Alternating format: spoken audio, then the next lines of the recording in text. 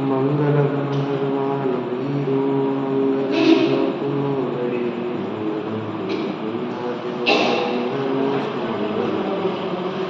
सर्वमंगलमांगल्यं सर्वकल्याणकारिकं प्रधानं सर्वधर्माणां शरणं जयतु शाश्वतं। नमः समय साराय स्वानुभूत्या चकासते चित्स्वभावाय भावाय सर्वभावान्तरक्षे वन्दितु सर्वसिद्धिर्मोक्षणं वदितत्ते मोक्षामि समयपालनं सुखी।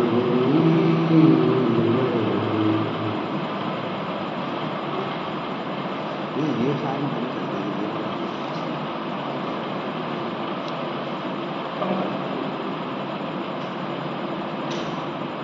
श्रीमद् भगवत कुंद कुंद आचार्य देव विरचित श्री समय सार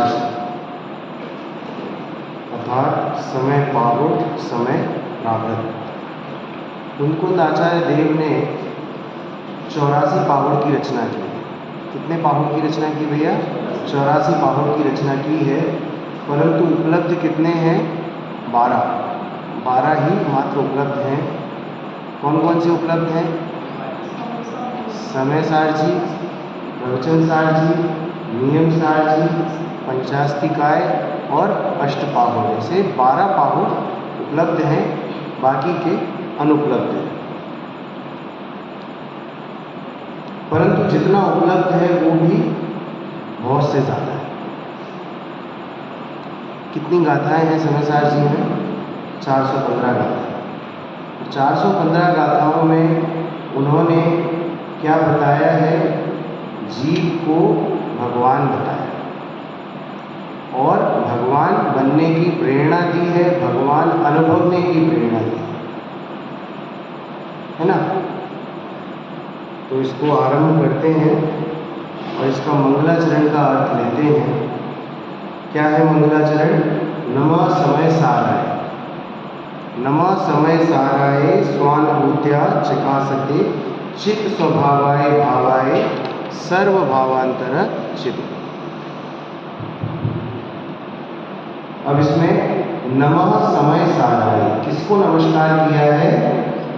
समय सार को नमस्कार किया। तो समय सार को नमस्कार क्यों किया? उसके लिए सबसे पहले इस शब्द को समझना पड़ेगा कि समय सार शब्द क्या है। तो उसका अर्थ किसने समझाया? कुंद कुंद आचार्य से पहले अमृतचंद्र आचार्य ने समझा। कुंद कुंद आचार्य ने समय सार ग्रंथ की रचना लगभग 2000 वर्ष पूर्व की। आज से लगभग 2000 वर्ष पहले कुंद कुंद आचार्य ने इसकी रचना की और वो 415 गाथाएं लिखकर अपने कार्य में लग गए। कभी इस बात पे हमने सोचा है कि 415 गाथाएं जब ताड़पत्र पर रचना की होगी तो क्या एक जगह बैठ कर की होगी या एक दिन में कर दी होगी? हाँ, हम और आप भी जब 415 श्लोक लिखने बैठे तो एक सिटिंग में नहीं लिख सकते। और आप और हम तो किस पर लिखेंगे? पेपर पे लिखेंगे, पेन के द्वारा या पेंसिल के द्वारा। परंतु उन्होंने किस पर रचना की है? ताड़पत्र पे रचना की। ताड़पत्र पे और किससे? कांटों से। लंबे लंबे जो कांटे होते हैं उससे उस पत्र को कुरेदते जाते हैं तो वो अक्षर अक्षर उसमें उभरते जाते हैं। इस प्रकार से रचना की। ताड़पत्र देखा है भैया आपने? कहाँ देखा? कोटा में है, दिखाने के लिए लाए थे। आज भी गुजरात में हम ईडर गए थे। ईडर में आज भी ऐसी अलमारी में बंद जाने कितने ताड़पत्र भैया बक्से में बंद रखे हैं और जिनकी सुरक्षा नहीं है। और वहाँ की समाज जितनी सुरक्षा कर पा रही है क्योंकि ताड़पत्र इतना ज़्यादा मुलायम हो जाता है, वो समय के संग इतना कोमल हो जाता है। मतलब मैंने अपने जीवन में पहली बार उस ताड़पत्र को ऐसे पकड़ा और छोड़ा तो उसका कुन्ना मेरे हाथ से भी थोड़ा सा टूट गया था, पूरा जरा सा। इतना पतला हो जाता है वो ताड़पत्र और उस पर प्रॉपर लिखा हुआ है। और जो मैंने देखा वो तो कन्नड़ भाषा में लिखा हुआ ताड़पत्र, वो समझ में नहीं आ रहा था। कन्नड़ भाषा थी उसमें, ना हिंदी थी ना प्राकृत थी। तो इस प्रकार से ताड़पत्र उन्होंने लिख देते होंगे और वहीं रख के आगे बढ़ जाते होंगे, विहार कर जाते होंगे। पीछे पीछे जो श्रावक होते होंगे, शिष्य होते होंगे, वो उन्हें इकट्ठा करते होंगे। पीछे पीछे घूमते होंगे शिष्य, कितने रुचिवंत शिष्य रहते होंगे कि मुनिराज मेरे कल्याण हेतु ये लिख रहे हैं, तो चलो इसको इकट्ठा तो करें, क्योंकि वो तो लिख लिख के आगे चले गए। कुंद आचार्य की जब हम कथा सुनते हैं तो उसमें क्या सुनते हैं, क्या मिली थी उन्हें, पूर्व भव में क्या रखा मिला था, जिनवाणी रखी मिली थी। कहाँ रखी मिली थी, पेड़ के खोखे के अंदर रखी मिली थी। मतलब ऐसे ही कोई मुनिराज अपने स्वाध्याय हेतु उन्होंने स्वाध्याय किया और फिर उसको रख के चले गए, तो उन्हें रखने का तो कोई भाव है नहीं, स्वाध्याय किया और आगे चले गए। तो वैसे ही उन्होंने भी अपने, ये भी उनका स्वाध्याय था, उन्होंने स्वाध्याय हेतु अपना ये रचना की और रखा और आगे बढ़ा। तो इस प्रकार से 2000 वर्ष पूर्व समय सार की रचना तो हो गई, परंतु उसका रस कब निकल के आया, उसमें से अमृत किसने निकाला, मंथन करने के बाद उसमें से जो अमृत निकला वो किसने निकाला, वो अमृतचंद्र आचार्य ने निकाला। कितने वर्ष बाद निकाला, 1000 वर्ष बाद। परंतु जब निकाला और जो हम टीकाएं पढ़ते हैं तो ऐसा मालूम होता है कि कुंद आचार्य उनके समक्ष बैठे हुए हैं। एक अच्छे शिष्य की पहचान होती है कि गुरु ने अगर एक वाक्य कहा है तो उसमें से पूरा का पूरा सार निकाल दिया, एक अच्छे शिष्य की पहचान है। और वो अमृतचंद्र देव ने यहाँ पर किया। ऐसा समझ में आता है कि कुंद आचार्य देव की पेट की बात निकाली है। पेट की बात समझ में आती है भैया? पेट की बात का मतलब होता है जो मन में बात रखी है, जो किसी के सामने व्यक्त नहीं हुई, परंतु सामने वाले ने उस बात को भांप लिया, तो बोलते कि ये तो आपकी पेट की बात निकाल के लिया है। मतलब जितने अंदर की उन्होंने जो बातें होंगी, उनके मन में जो भाव आए होंगे और जिन भावों के आने के बाद जिस गाथा की रचना हुई होगी, उन भावों को यहाँ पर निकाल के टीका में प्रस्तुत किया अमृतचंद्र देव। तो वंदित्व शब्द सिद्धि से पहले उन्होंने खुद ने भी एक कलश लिखकर मंगलाचरण किया और उसमें उन्होंने किसको नमस्कार किया, उन्होंने समय सार को नमस्कार और समय सार का अर्थ बताया। क्या बताया अर्थ? समय अर्थात जीव नामक पदार्थ। क्या है समय? जीव नामक पदार्थ है। जीव द्रव्य को क्या बोला गया? समय बोला गया। अब उसके विशेषण की बात करते हैं। कैसा है वह जीव द्रव्य? नौ कर्म, भाव कर्म और द्रव्य कर्म रहित शुद्ध आत्मा है। ये हुई समय सार की परिभाषा। क्या है समय सार? शुद्ध आत्म जीव द्रव्य। ये कौन है? ये समय सार। अब कैसा है जीव द्रव्य? द्रव्य कर्म, नौ कर्म और भाव कर्म से रहित। रविंद्र जी की पूजा में आता है कि नहीं आती है? एक लाइन आती है, द्रव्य भाव नौ कर्म शून्य से, यानी ये यहीं से उठाया उन्होंने, समय सार के मंगलाचरण से लिया। द्रव्य कर्म, भाव कर्म और नौ कर्मों से शून्य है, यानी रहित है। और रहित है इसीलिए कैसा है? शुद्ध है। और शुद्ध आज से है, अभी से है या कल होगा, ऐसा नहीं। त्रिकाली शुद्ध है। त्रिकाली शुद्ध ना माने तो क्या होगा? उसमें कभी ना कभी द्रव्य कर्म भाव कर्म थे, ऐसा मानना पड़ेगा। और अगर एक द्रव्य में दूसरा द्रव्य का प्रवेश हो जाए तो उस द्रव्य का तो अस्तित्व ही खत्म हो जाएगा। तो जीव कैसा हो जाएगा? जीव पुद्गल हो जाएगा, है ना?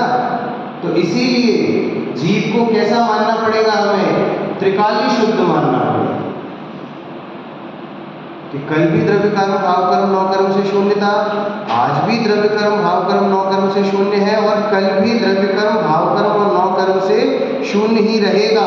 कौन सा जीव? प्रत्येक जीव। कल बात आई थी, हम कितनी बार सिद्धशिला पर गए भैया? क्यों भैया सिद्धशिला पर गए हो पहले कभी? कैसे गए हो? निगोदिया बनकर गए हैं। तो जो निगोदिया जीव है वो जीव भी त्रिकाली शुद्ध है, द्रव्य अपेक्षा से। है ना, क्योंकि जब हम मोक्ष मार्ग प्रकाशक का 7वां अधिकार पढ़ेंगे तो वो बात ही यहाँ से चालू हुई है कि द्रव्य अपेक्षा से जीव शुद्ध है। तो वहाँ पर यहाँ पर जो नमस्कार किया वो ऐसे जीव शुद्धात्मा, त्रिकाली जीव शुद्धात्मा को नमस्कार। अब आगे उन्होंने बताया कि वो कैसा है वह जीव, कि शुद्ध सत्ता स्वरूप वस्तु है। शुद्ध सत्ता स्वरूप, सत्ता, सत्ता का क्या मतलब होता है? होना, है ना। पार्टी सत्ता में आएगी ना अभी 4 जून को, कोई सी भी आए, लेकिन सत्ता में आएगी। सत्ता में आएगी का मतलब उसका होना होगा, उस जगह पर अस्तित्व होगा, है। ये जो है में दम आती है ना, वो है, यानी जीव है। मैं क्या हूं, मैं कौन हूं, यहां पर ये कंफ्यूजन खत्म हो जाएगा। जीव है और है। तो वो जो सत्ता स्वरूप है, कैसा है वह जीव? शुद्ध सत्ता स्वरूप वस्तु है, कोई हवाई बात नहीं। उन्होंने बोल दिया ठीक है साहब, आपने बोला शुद्ध सत्ता स्वरूप वस्तु है, वो कैसे है? तो उन्होंने बोला जिसका स्वभाव चेतना गुण वाला है। कैसे स्वभाव वाला है? जो शुद्ध सत्ता स्वरूप वस्तु है वो कैसे स्वभाव वाली है? चेतना गुण वाली है। और वो गुण चेतना गुण ही क्यों बोला अलग से? क्यों चेतना गुण वाली है? अस्तित्व गुण वाली क्यों नहीं बोला भैया? या वस्तुत्व गुण वाली क्यों नहीं बोला? प्रमेयत्व द्रव्यत्व गुण वाली क्यों नहीं बोला? अगुरु लघुत्व गुण वाली क्यों नहीं बोला? चेतना गुण वाली ही क्यों बोला? क्योंकि चेतना गुण विशेष गुण है और अस्तित्व गुण सामान्य गुण है। ये अस्तित्व गुण और भी द्रव्य में पाया जाता है, परंतु ये जो चेतना गुण है ये मात्र और मात्र जीव द्रव्य में ही पाया जाता है। ये लक्षण है। लक्षण क्यों बोलते हैं? क्योंकि लक्षण वो होता है जिससे लक्ष्य की प्राप्ति हो, और लक्ष्य एक होगा, लक्षण एक होगा तो वो लक्ष्य भी एक ही होगा। तो यहाँ पर क्या समझाया कि शुद्ध सत्ता स्वरूप वस्तु है और कैसी है? चेतना गुण वाली है। यदि तुम्हें नहीं समझ में आ रहा हो कि कौन सी वस्तु है, तो जो चेतना गुण वाली वस्तु है वही शुद्ध सत्ता स्वरूप वस्तु है। ये कहाँ तक का अर्थ हुआ? नमा समय सारा ये। और उसके बाद उन्होंने क्या लिया? यहाँ पर जो शुद्ध सत्ता स्वरूप वस्तु है ना, वो किसका अर्थ किया? वो भावाय का अर्थ। फिर आगे क्या बोले? चित स्वभावाय। वो चित स्वभावाय का क्या अर्थ हुआ? चेतना गुण वाला। चित्त का मतलब होता है चेतना, स्वभावाय यानी चेतना स्वभाव वाला, चेतना गुण वाला, है ना भैया।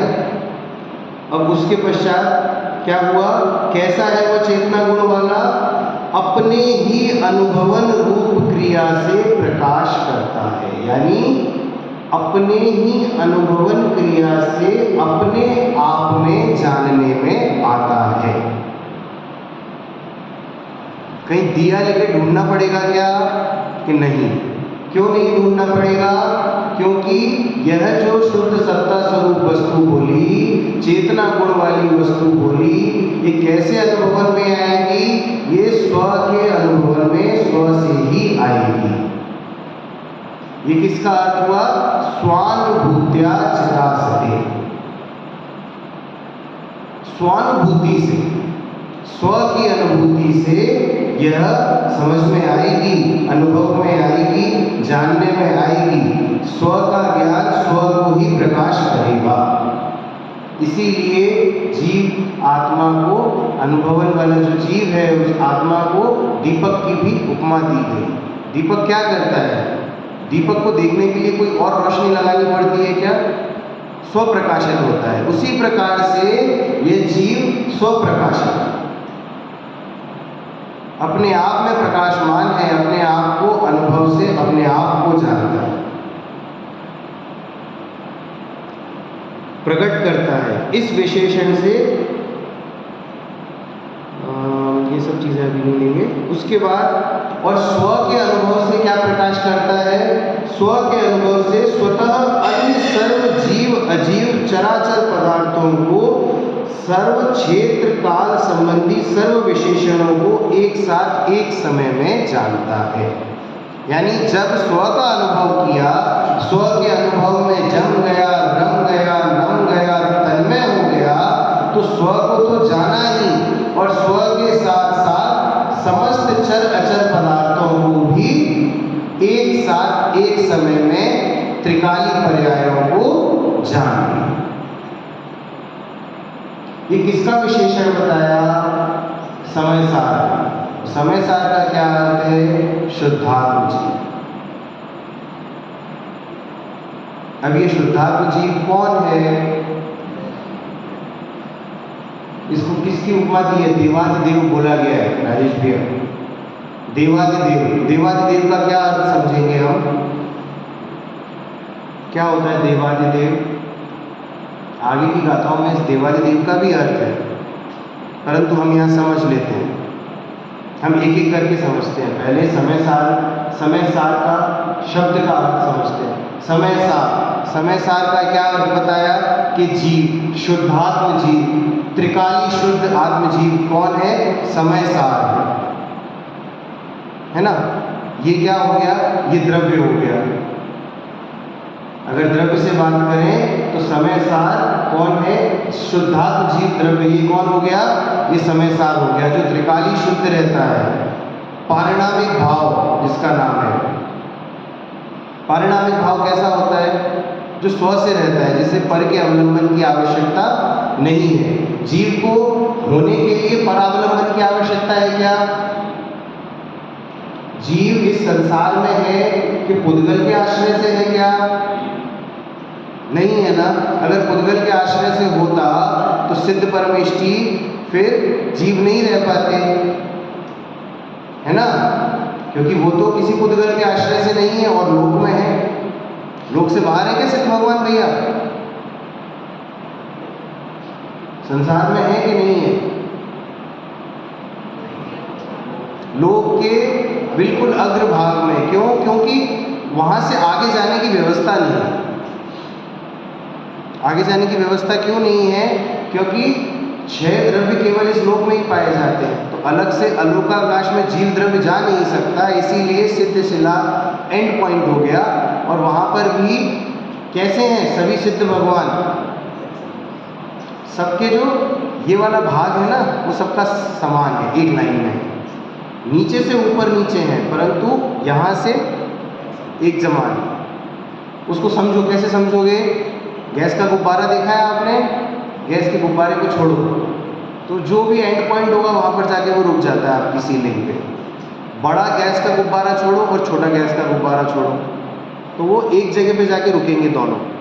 तो जो उनका स्टार्टिंग पॉइंट होगा ना, वो सेम होगा, तो इस जगह से वो समान रहेंगे। हम सिर आकार, जो सिर वाला आकार है वो एक समान रहता है। और सिद्धशिला से छूते हैं क्या? सिद्धशिला को भी स्पर्श नहीं करते, अस्पर्शित हैं वहां पर भी। तो ये कौन हुए? ये शुद्धात्मा हुए। इस शुद्धात्मा के अवलंबन से कौन होते हैं? अरिहंत और सिद्ध भगवान होते हैं। जब मैं इस शुद्धात्मा का अवलंबन लूंगा, इसमें रम जाऊंगा, जम जाऊंगा, ठहर जाऊंगा, तब क्या हो जाएगा? मेरी पर्याय अरिहंत पर्याय हो जाएगी, और उस अरिहंत पर्याय के बाद सिद्ध पर्याय हो जाएगी। लेकिन जीव जैसा था वैसा ही रहा ना। जीव आज भी ज्ञायक है, अरिहंत अवस्था में भी ज्ञायक है और सिद्ध अवस्था में भी ज्ञायक ही है। तो द्रव्य तो एक समान ही रहा, है ना। गहरी हो गई बात। द्रव्य तो एक समान ही रहा, और अब अरिहंत और सिद्ध पर्याय। अब अरिहंत और सिद्ध पर्याय किसके आश्रय से? इस जीव द्रव्य के आश्रय से ही अरिहंत और सिद्ध पर्याय प्रकट नहीं है। तो अरिहंत और सिद्ध पर्याय भी समय सार। जो समय सार को नमस्कार किया, उसमें क्या क्या चीजें गर्भित हैं उसकी बात उन्होंने खुद ने तो समझा दिया कि कौन सा समय सार यानी जीव शुद्धात्मा, द्रव्य कर्म, भाव कर्म, नौ कर्म से रहित जो शुद्धात्म जीव द्रव्य है वह समय सार है। ये तो द्रव्य हो गया। अब इस द्रव्य के अवलंबन से जो पर्याय प्रकट हुई अर्हंत अवस्था और सिद्ध अवस्था, ये क्या हो गई? ये क्या हो गई? ये पर्याय हो गई, है ना। अब द्रव्य हो गया, पर्याय हो गई, लेकिन अब जो शुद्धात्मा का जो गुण है, चेतना गुण, चित्त स्वभाव है, कौन से स्वभाव वाला है? चेतना गुण स्वभाव वाला है। अब ये चेतना गुण नहीं होता तो जीव जीव कहलाता क्या? नहीं कहलाता ना। ज्ञान शक्ति, ये जो ज्ञान शक्ति है, इस ज्ञान शक्ति चेतना शक्ति के बिना जीव जीव कहलाता क्या? नहीं कहलाता। इसी चेतना गुण से ही मैं स्व का अनुभव करता हूँ, स्व स्व में जानता हूँ, स्व को स्व से स्व में जानता हूँ। तो ये जो चेतना शक्ति है, यह भी समय सार है। तो द्रव्य क्या हो गया? शुद्धात्म जीव द्रव्य, भावाय, ये जो भावाय है ये क्या हो गया? शुद्धात्म जीव द्रव्य। और चेतना शक्ति क्या हो गई? ये हो गई गुण। और इस गुण के अवलंबन से शुद्धात्म जीव देव का अवलंबन लिया, जो पर्याय प्रकट हुई, जिस पर्याय ने स्व में स्व को जाना और समस्त चराचर पदार्थों को भी जाना, ये हो गई पर्याय। तो इस प्रकार से द्रव्य, गुण और पर्याय समय सार को नमस्कार किया गया। फिर एक यहाँ पर आगे प्रश्न किया कि किसी व्यक्ति विशेष का नाम लेकर नमस्कार क्यों नहीं किया समय सार में, मात्र समय सार को ही क्यों नमस्कार किया? तो उसका भी निराकरण किया। उसका क्या निराकरण किया कि जो समय सार है, इसमें शुद्धात्म जीव द्रव्य तो आ गए, और उसका अवलंबन लेकर जो पर्याय प्रकट हुई, वो अर्हंत सिद्ध भी इसमें आ गए। समस्त अर्हंत सिद्ध आ गए तो इष्ट देव भी तो आ गए।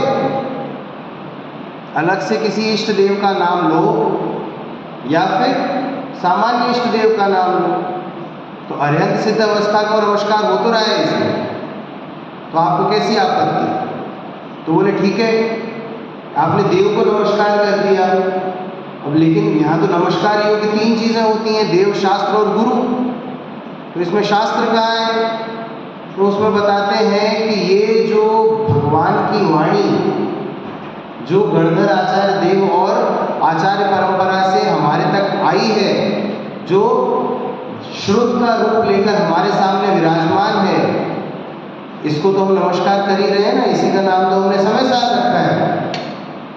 तो हम शास्त्र को भी नमस्कार कर रहे हैं, समय सार बोल रहे हैं। तो बोलते हैं तो इसमें गुरु कहाँ गए? गुरु कहाँ गए? तो उसमें बताते हैं, गुरु भी समझाते हैं। इसका एक दृष्टांत लेते हैं। भैया, इलेक्ट्रिसिटी का आविष्कार किसने किया? Thomas Alva Edison. Electric bulb, electric bulb का आविष्कार किसने किया था? थॉमस एल्वा एडिसन ने। तो बल्ब कुछ समय तक एडिसन बल्ब के नाम से ही जाना जाता है। कुछ समय तक एडिसन बल्ब के नाम से ही बल्ब जाना जाता है। तो यानी जो करता है उसकी क्रिया को भी कर्ता के नाम से ही जाना जाता है। तो इस समय सार को करने वाले कौन हैं? बोले कि कुंद कुंद आचार्य देव हैं और आचार्य परंपरा से गणधर आचार्य हैं, है ना। तो ये समय सार जब हमने नाम लिया तो इसमें कुंद कुंद आचार्य को भी नमस्कार हो गया। और कुंद कुंद आचार्य के बाद कुंद कुंद आचार्य आदि लगा दिया, तो समस्त आचार्य देव भावलिंगी मुनिराज इसमें सम्मिलित हो गए। तो इस प्रकार से गुरु को भी नमस्कार हो गया। इसमें कोई शंका हुई है? तो इसका अर्थ समझ में आया हमें कि समय सार में किस किस को नमस्कार किया? कि समय सार शुद्धात्म जीव को नमस्कार किया, उस पर्याय को नमस्कार किया जो उस द्रव्य के अवलंबन से प्रकट होती है, उस गुण को नमस्कार किया, चैतन्य गुण वाला हो। तो इसमें हमने 6 चीज़ें पढ़ ली। कौन कौन सी 6 चीज़ें पढ़ ली? द्रव्य, भावाय, ये क्या हो गया? द्रव्य हो गया, है ना। और चित्त स्वभावाय, ये क्या हो गया? ये गुण हो गया। उसके बाद स्वानुभूत्या चकासते, स्व का अनुभव, इस गुण से इस द्रव्य का स्व का अनुभव हुआ, ये क्या हो गया? स्वानुभूत्या चकासते। और उसके बाद सर्व भावांतरच्छिदे, यानी स्व का अवलंबन जिस प्रकार हुआ और जैसे ही स्व के अवलंबन में रमा तो समस्त जीव जगत के चर अचर पदार्थों का स्वयमेव ज्ञान हो गया, ज्ञान में झलकने लगे। तो ये क्या हो गया? ये पर्याय हो गया। द्रव्य, गुण और पर्याय, यहाँ पर 3 चीजें तो ये जानी। और समय सार में क्या क्या गर्भित है? समय सार में समय सार शुद्धात्म जीव गर्भित है। और किसको नमस्कार किया? इष्ट देव, अरिहंत और सिद्ध आदि गर्भित हैं। तो ये हो गए देव। और उसके बाद शास्त्र समय सार, स्वयं समय सार, उसको नमस्कार किया, तो ये हो गए शास्त्र। और समय सार के रचयिता श्री कुंद आचार्य देव, वो हो गए गुरु। तो इस प्रकार से 6 चीज़ों के बारे में हमने यहाँ पर समय सार के आधार से समझा। द्रव्य, गुण, पर्याय और देव, शास्त्र और गुरु। अब इसको यहाँ पर हम भावार्थ में देखते हैं। भावार्थ यह पेज नंबर 3 पर है कि यहाँ सरस्वती की मूर्ति को आशीर्वाद वचन रूप से नमस्कार किया। सरस्वती, सरस्वती किसको कहते हैं भैया? जिनवाणी। सरस्वती 2 शब्दों से मिलकर बना है, सरस और वती। सरस का मतलब होता है अच्छा, सुंदर, और वती यानी वचन। और सरस का मतलब होता है सत्य, सत्य वचन। जो सत्य वचन है वो क्या है? सरस्वती। इसीलिए जो लोक में एक कहावत निकली है ना, जिह्वा पर सरस्वती विराजमान है, जो बोलो वो सच हो जाता है। सरस्वती का ये अर्थ है। क्या? सरस यानी सत्य वचन, सरस्वती। तो ये सत्य वचन लिखे हुए हैं। ये ग्रंथ की प्रामाणिकता को दर्शाने के लिए यहाँ पर सरस्वती को भी उन्होंने नमस्कार किया। क्या किया? सरस्वती की मूर्ति को आशीर्वाद वचन रूप से नमस्कार किया। लौकिक में जो सरस्वती की मूर्ति प्रसिद्ध है वह यथार्थ नहीं, इसीलिए यहाँ उसका यथार्थ वर्णन किया है। कि सरस्वती किसको कहते हैं वो यहाँ पर अमृतचंद्र आचार्य समझा रहे हैं। क्या समझाते हैं? कि सम्यक ज्ञान ही सरस्वती की सत्यार्थ मूर्ति है। जब मंगलाचरण किया तो उसमें हमें क्या समझा दिया? नमः समय साराय, स्वानुभूत्या चकासते, चित्त स्वभावाय, भावाय, सर्वभावांतरच्छिदे। ये कहकर हमें क्या प्रकट हो गया? हमें सम्यक दर्शन प्रकट हो गया, क्योंकि इसमें यथार्थ जीव की पहचान समझा दी ना। अमृतचंद्र आचार्य देव को थोड़ी पता था कि यहाँ पर भारत में या पूरे विश्व में जो लोग आएंगे उन्हें एका शब्द में समझने आने वाली चीज़ नहीं है। जो मुनिराजों की वृत्ति होती है वो बालकवत होती है, ऐसा कहा जाता है ना। बालकवत वृत्ति वाले होते हैं। बच्चे कैसे होते हैं? बच्चे एक बार कोई बात बोल देते हैं, उन्हें लगता है मम्मी ने सुन लिया, मेरा काम हो गया। तो वैसे ही मुनिराज भी, मुनिराज ने तो एक जो छंद था वो समझा दिया, नमः समय साराय करे। और उस छंद के अर्थ से उन्हें समझ में आ गया कि जो ज्ञानी जीव होंगे वो इस छंद से अपने स्वरूप को समझ भी लेंगे और सम्यक दर्शन प्रकट भी कर लेंगे। कैसे कैसे समझ लेंगे अपने स्वरूप को? क्यों भैया, कैसे समझ लेंगे अपने स्वरूप को? केवल मंगलाचरण समझने से अपने स्वरूप को समझ लेंगे? कि हाँ समझ लेंगे। क्यों समझ लेंगे? क्योंकि उन्होंने भावाय समझाया ना। तो भावाय में क्या बताया? भावाय में जीव बताया, जीव द्रव्य को बताया, और वो जीव द्रव्य मैं हूँ।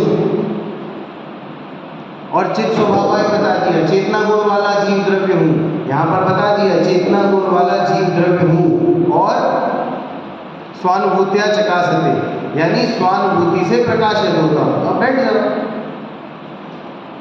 अब अब बैठ के क्या करो, इस बात का ध्यान करो कि मैं जीव हूँ, ये जो जानने की क्रिया हो रही है, ये जानने की क्रिया करने वाला भी मैं ही हूँ और जानने वाला भी मैं ही हूँ। ध्यान कैसे होता है?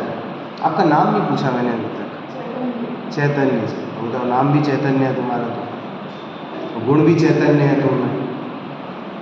ध्यान की क्रिया कैसी होती है? आंखें बंद करो, केवल आप करना, बाकी सब लोग तो सुनेंगे। अब आंखें बंद करने में भैया अंधेरा दिख रहा है?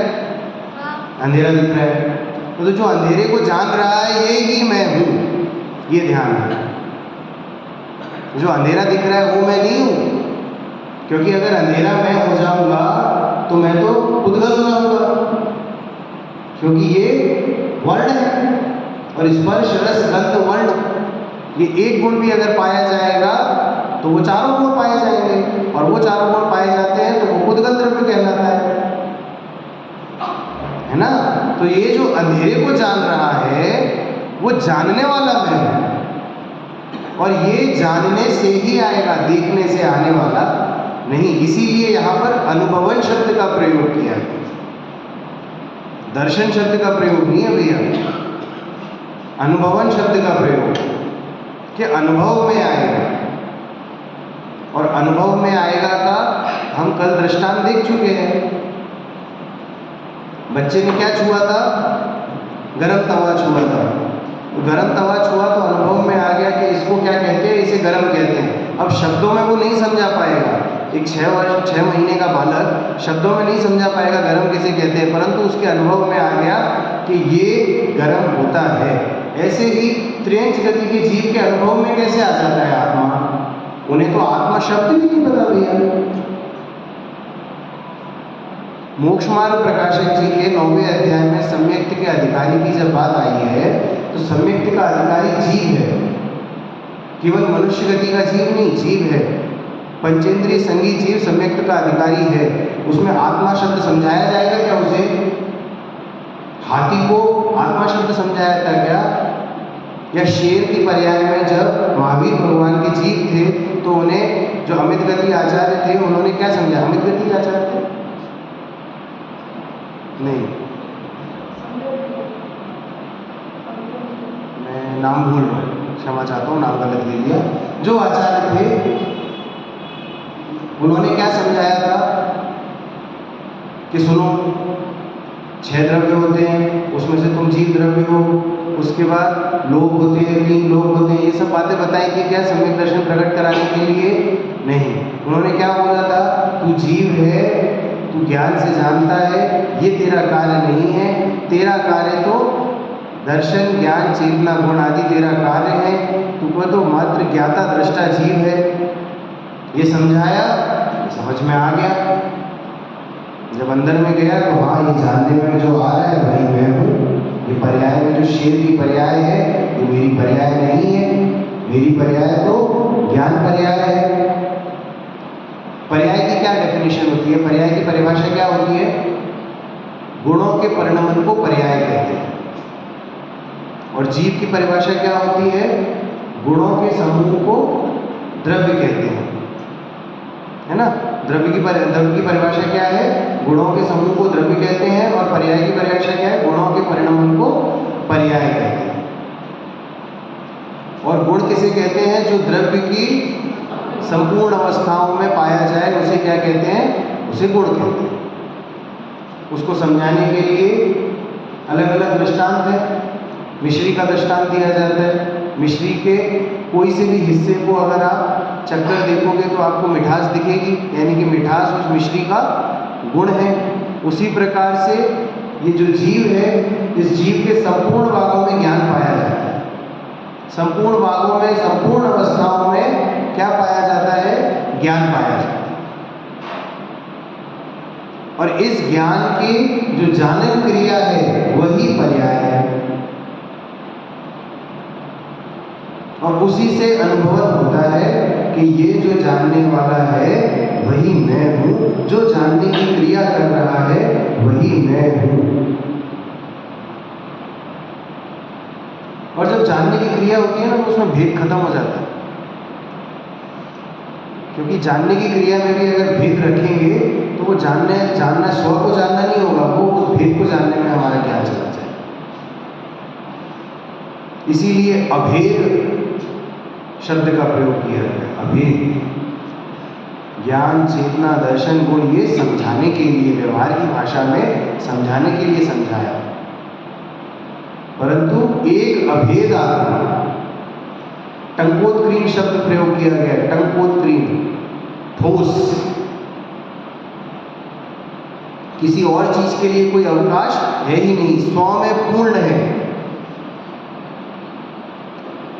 ऐसे जीव का अनुभवन जब होता है तब क्या प्रकट होता है? तब सम्यक दर्शन प्रकट होता है। जो आत्मा की अनुभूति है, इसी आत्मा की अनुभूति को प्रकट करना है। क्या जान के प्रकट करना है? आत्मा को जान के, आत्मा को जाने, आत्मा में रमा रहे, ये क्या हुआ? ये सम्यक दर्शन। ये सम्यक दर्शन कहाँ प्रकट करवाया अमरचंद आचार्य ने हमें? पहले छंद। क्योंकि इतना समझने से कार्य हो जाएगा अगर, तो फिर मत पढ़ो ना शास्त्र आगे का। उन्होंने मतलब हर छंद में उन्होंने ये व्यवस्था जमाई है कि आगे ना पढ़ना पड़े। हो सकता है यही भाव जम जाए, आयु भी अल्प हो, तो इतना समझने से भी कार्य हो सकता है। जितने भी ज्ञानी पुरुषों की लेखनी चली है ना, कम से कम शब्दों में ज़्यादा से ज़्यादा समझाने की कोशिश की है। जो श्लोक पद्धति, छंद पद्धति है ना, ये कम शब्दों में ज़्यादा सारगर्भित बात बोलने की पद्धति। जब बुद्धि मंद हो गई, अल्प हो गई और छंद और श्लोक समझ में नहीं आ रहे थे, तो फिर वाक्य का प्रयोग किया गया। और संस्कृत वाक्यों में कम शब्दों में ज़्यादा बात कही जाती है, तो संस्कृत में टीका की। बुद्धि और अल्प हो गई, संस्कृत नहीं समझ में आई, तो देश भाषा में उसकी अनुवाद किया गया। बुद्धि और अल्प हो गई तो वो देश भाषा का भी भावार्थ निकाल के हमारे सामने रखा गया कि भैया नहीं समझ में आ रहा, कोई बात नहीं, भावार्थ को समझो। मतलब छान छान के चीज हमारे सामने आ गई है ना। बासमती चावल आते हैं, बासमती चावल को छाना जाता है, कई बार छाना जाता है। उसका फिर वो होता है, जो किराने वाले होंगे समझते होंगे, 2 बार, फिर 3 बार, 3 बार छना हुआ, मतलब वो अच्छी से अच्छी चीज़ बाहर निकल के आती है। तो वही यहाँ पर हो रहा है कि मतलब की बातें सब निकल के आती चली जा रही हैं। जो छंद से आप अपने स्वरूप में उतर सको, उतर सको, आगे का छंद पढ़ने की आवश्यकता नहीं है। तो ये पहले छंद में ये समझा के उन्होंने हमें क्या कर दिया? उन्होंने हमें फ्री कर दिया, स्वतंत्र कर दिया कि चित्त स्वभाव वाला है और अनुभवन से ज्ञान में आता है, तो अब इसका अनुभवन करो और अपना कार्य करो। गुरु का उपकार कैसे मानेंगे भैया? किसी टीचर को आप उसको गुरु दक्षिणा देते हो तो कैसे उपकार कैसे मानते हो गुरु का? गुरु का उपकार कैसे मानते हैं? जो गुरु ने सिखाया है उस शिक्षा को सीख कर, और उस मात्र सीख कर नहीं, उसका उपयोग कर। अगर आज की टर्म्स में बात करूं तो केवल नॉलेज ही नहीं, एप्लीकेशन कर, तभी तो वो शिक्षा सार्थक कहलाएगी। कल हमने MBBS कर लिया था, परंतु उस शिक्षा का प्रयोग हम नहीं कर पा रहे हैं, तो क्या वो शिक्षा कोई काम की है? नहीं। तो यहाँ अप्लाई तो करो उस शिक्षा को। जब आपने अप्लाई कर लिया, तब सही मायने में आपने गुरु को गुरु दक्षिणा दी। उनका समझाना तभी तो सार्थक हुआ। क्यों उन्होंने कर्मबंध बांधे शुभोपयोग में आके? शुद्धोपयोग में रह के कर्म रहित भी तो रह सकते थे। अपने निर्जरा को क्यों छोड़ा उन्होंने? क्यों आश्रम में आए? फिर से हमारे लिए शास्त्र लिखे, अब उनका जो ऋण है वो ऋण तो चुकाए, वो ऋण कैसे चुकेगा कि जो बात समझाई है वो समझने से और अनुभवन करने से। जब तक अनुभवन नहीं होगा तब तक समय साथ पढ़ना सार्थक नहीं है। अनुभवन की महानता है, और क्यों है महानता? क्योंकि अनुभवन बिना पार नहीं लगने वाला। स्विमिंग सीखने के बारे में सब कुछ आपने ज्ञान प्राप्त कर लिया, सारी किताबें पढ़ ली, सब कुछ पढ़ लिया, परंतु जब तक तुम पानी में नहीं उतरोगे तब तक स्विमिंग सीखा हुआ कहलाओगे क्या? ये हमारी उसकी पृष्ठभूमि तैयार हो गई 7वें अध्याय की, कि सुनता है, समझता भी है, परंतु अनुभव में नहीं लाता, इसीलिए मिथ्या दृष्टि ही बना रहता है। तो वही चीज यहाँ पर है। तो उन्होंने दूसरे छंद में क्या समझाना चाहेंगे? कितने बजे तक लेना? 9:15 बजे, तो 8:15 बजे बैठे थे ना।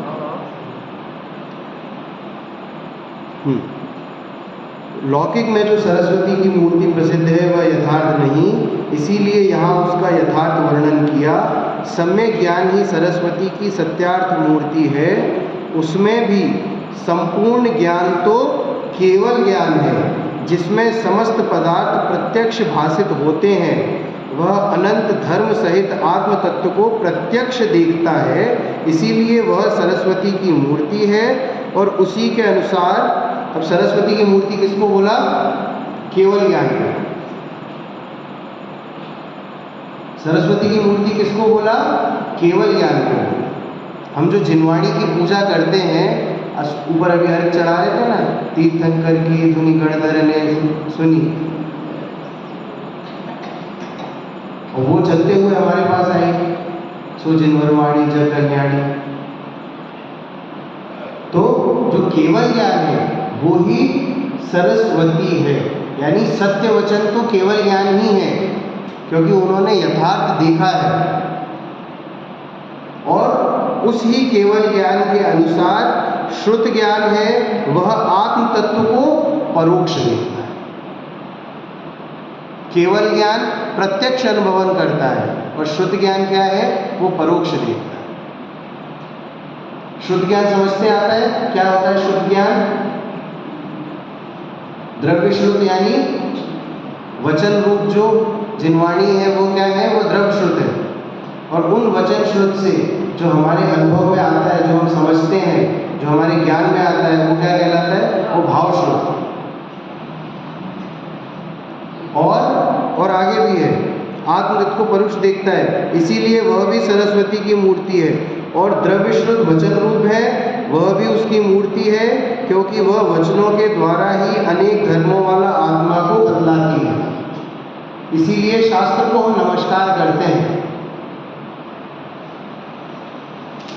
इसमें एक और चीज आती है, सिद्ध चक्र विधान भैया अपन लोग करते हैं। सिद्ध चक्र विधान में किस किस ने ध्यान दिया है? बीजाक्षरों को अर्घ चढ़ाया है, बीजाक्षरों को नमस्कार किया है। क्यों नमस्कार किया है बीजाक्षरों को? क्योंकि यदि ये बीजाक्षर नहीं होते तो जिनवाणी लिपिबद्ध नहीं होती, और जिनवाणी लिपिबद्ध नहीं हो पाती तो हमें और आपको समझ में नहीं आती। तो इसीलिए उन बीजाक्षरों को नमस्कार किया है। इसीलिए लौकिक में भी जब भी कोई लिखी हुई वस्तु आपके सामने पड़ी हो ना, उसको उठा के यथास्थान रख देना, पैर वैर नहीं लगने चाहिए।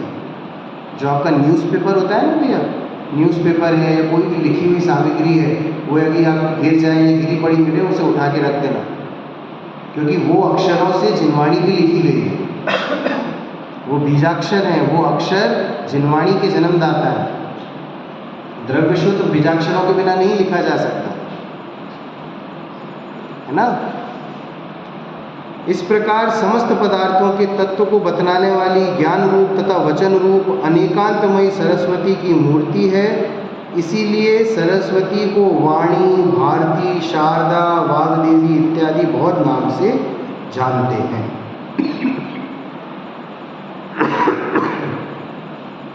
ये किसकी बात चल रही है? ये सम्यक ज्ञान की बात चल। ये सब बातें बोलकर किसकी बात हुई? सम्यक ज्ञान की बात। क्यों? क्योंकि जब सम्यक दर्शन प्रकट हो जाता है तो सम्यक दर्शन के साथ साथ और दो चीजें भी प्रकट हो जाती हैं, सम्यक ज्ञान और सम्यक चारित्र्य। जैसे कि MBBS का जब हम उदाहरण लेते हैं, जो आपने ज्ञान प्राप्त किया वो ज्ञान है, परंतु जब तक आपने एग्जाम नहीं दिया था वो ज्ञान ज्ञान कहला रहा है क्या? MBBS का नहीं कहला रहा। जैसे ही आप एग्जाम पास करके सर्टिफिकेट ले लोगे तो वो आपका ज्ञान सार्थक कहलाएगा। अब आपको डॉक्टर कहलाया जाएगा। आप जो ज्ञान का प्रयोग करोगे वो कहलाएगा हाँ ये सही ज्ञान है। ज्ञान तो पहले भी सही था, परंतु सर्टिफिकेट आपने नहीं लिया था। उसी प्रकार आप यहाँ से ज्ञान तो ले लिया, द्रव्य क्या है, गुण क्या है, पर्याय क्या है, जीव क्या है, जीव में कौन सा गुण है, ये सब चीज़ों की खबर तो हो गई, परंतु अनुभवन नहीं हुआ था। तो जहाँ अनुभवन हुआ, अनुभवन होते से ही श्रद्धा में बैठ गया कि हाँ ये जानने देखने वाला जीव मैं ही हूँ, मैं ही ज्ञान से जानता हूँ, मैं ज्ञान से ज्ञेय को नहीं, मैं ज्ञान से ज्ञान को जानता हूँ। कोई ज्ञेय मेरे ज्ञान में प्रवेश नहीं करता, मैं तो स्व को ही स्व से जानता हूँ। जब इस प्रकार का अनुभवन हो गया तब उस प्रकार के अनुभवन से मेरी श्रद्धा दृढ़ हो गई और वो जो मेरा ज्ञान है वह ज्ञान सम्यक नाम पाता है। अनुभवन के बाद ही उस ज्ञान ने सम्यक नाम पाया। और जो आचरण में आया वो सम्यक चारित्र्य। ठीक है ना भाई? अभी तक इसमें कोई भी समस्या, समझने में कोई तकलीफ, किसी चीज का समाधान नहीं? तो फिर हम पहली गाथा पढ़ते हैं और उसका अर्थ कल करेंगे। वंदितु सर्व सिद्धे ध्रुवम् अचलम् मंगलिं प्रत्यये मोक्षामि समय बाहुर लीनमो सुध केवली भयम्। ध्रुव अचल अनुपम गति पाए हुए सर्वसिद्ध को मैं वंद शुद्ध केवली गतित कहूँ समय प्राकृत को हो। ध्रुव, अचल और अनुपम इन तीन विशेषणों से युक्त गति को प्राप्त हुए सर्व सिद्धों को नमस्कार करके अहो श्रुत केवलियों द्वारा कथित यह समय सार नामक प्राभृत मैं कहूँगा। ये किसके वचन हैं? ये कुंदकुंद आचार्य देव के वचन। उन्होंने ध्रुव, अचल और अनुपम गति में जो स्थित सिद्ध भगवान है, ऐसे सिद्ध भगवान को नमस्कार करके प्रतिज्ञा की, क्या करूँगा मैं? जो श्रुत केवलियों द्वारा बताया गया समय सार है उसको मैं आपके सामने कहूँगा।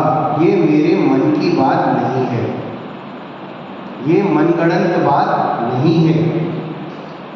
जो महावीर स्वामी की दिव्य ध्वनि में सुना, गौतम गणधर ने सुना, और गौतम गणधर पर बात किसने सुना? सुधर्माचार्य ने, और फिर गौतम स्वामी ने, और उसके पश्चात शुद्ध केवलियों ने, और शुद्ध केवलियों के द्वारा अन्य आचार्यों ने, और उस आचार्य परंपरा के द्वारा कुंदकुंद आचार्य ने जो सुना है, समझा है, अनुभवन में लिया है, उसको यहाँ पर समय प्राप्त ग्रंथ में भी समझाएंगे। इस प्रकार की प्रतिज्ञा उन्होंने मंगलाचरण में की। इसका विशेष अर्थ हम कल की सभा में लेंगे। अभी की बात को विराम। सहजानंद की